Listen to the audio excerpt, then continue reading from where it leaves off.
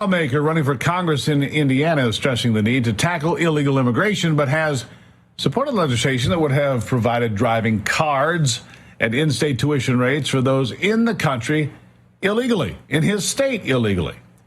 State Senator Mark Messmer co-sponsored SB 200 in 2022, which would have provided for illegals in the state to apply for a driving card, learner's permit, and driving card to obtain driving privileges.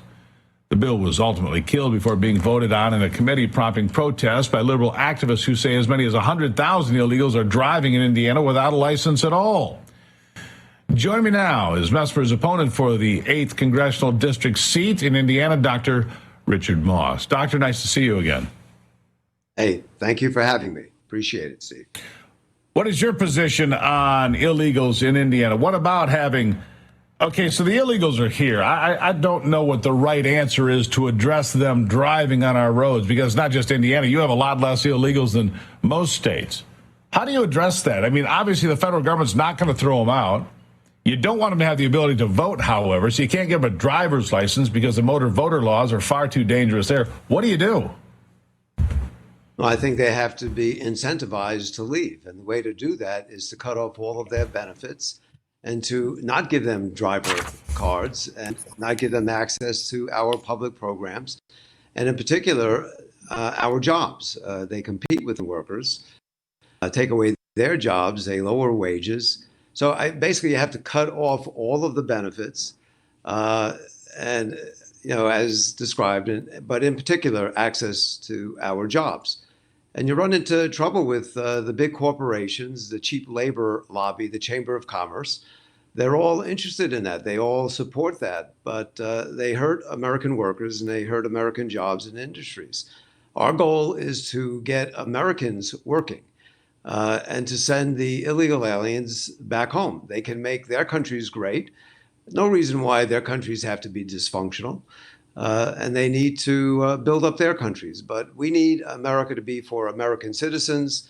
It's long past the time where we are feeling sorry for illegal aliens. I prefer to not feel sorry, but be concerned about American citizens, American jobs, and industries, and America as a nation, America the nation as a whole. Yeah, I don't disagree with you. Disincentivizing. But the problem is your federal government is incentivizing people plenty by handing out cell phones. New York City is offering, $1,400 a month in rechargeable ATM cards. What is it like in Indiana? Can you give me an idea? Are there places where you find concentrations of illegals? Because, look, 100,000 is a lot for Indiana. It's a smaller state, but overall it's a much smaller number than are in other states. Where do you find it? What do you see? Well, I would say you certainly see them in the schools, and that's a big part of the cost. It's very expensive to educate their children. And then again, all the public programs, some of them commit crimes and they're involved in, law enforcement, criminal justice. It's about 20 to 25% of our jail population is illegal aliens. I mean, to me, that's sort of an automatic. If they're here illegally and they're in jail, that should be an easy decision to make. Let's deport them for sure. But I would work on disincentivizing all of them so they self-deport. That would be best.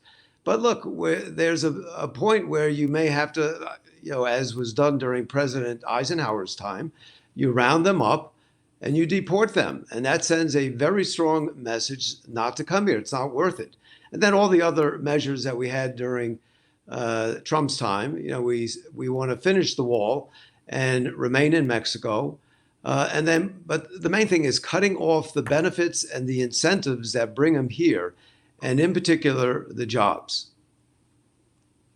Yeah. I look at this company, JBS, next door to you in Ohio, because you talk about these jobs. JBS is one of the biggest meat packing companies in America. And I've heard a number of stories recently that they have all sorts of people with dubious backgrounds, meaning they're not sure if they're here legally or illegally, and I'm not going to make an accusation, but it is one of the things that we see here. You've got Democrats that want votes. That's pretty clear. You've got big companies like JBS and others that apparently want cheap labor so they can pad the bottom line, right? So it's a problem on both sides of the equation, isn't it? Well, yeah. Well, that's the old Chamber of Commerce wing of the Republican Party. And, since Trump's presidency, we have seen a historic shift where the working class, the Republican Party has become the party of the working class. And I support that entirely. And I think it's also a winning approach, too. There's a lot more workers. So I think that the Democrat Party has given up on the so-called working class. Those are your deplorables, the dregs and the bitter clingers and all the other insults that Democrats have hurled against the working class. That used to be their base. The working class was the base of the Democrat Party. That's all over. That shifted with Barack Obama, and it continues. But that's fine. For me, I think it's an ideal opportunity for the Republican Party to become the dominant party, with the greatest number of supporters, by becoming the party of the working class. And so I think it's a perfect opportunity for the Republican Party to be smart and to endorse the working class. And to look out for middle America, which has not been done very well. Somebody has to look out for the folks. Dr. Richard Moss, wish you well in your pursuit. Thank you for being here. Thank you very much. Appreciate it. Really appreciate it. There you have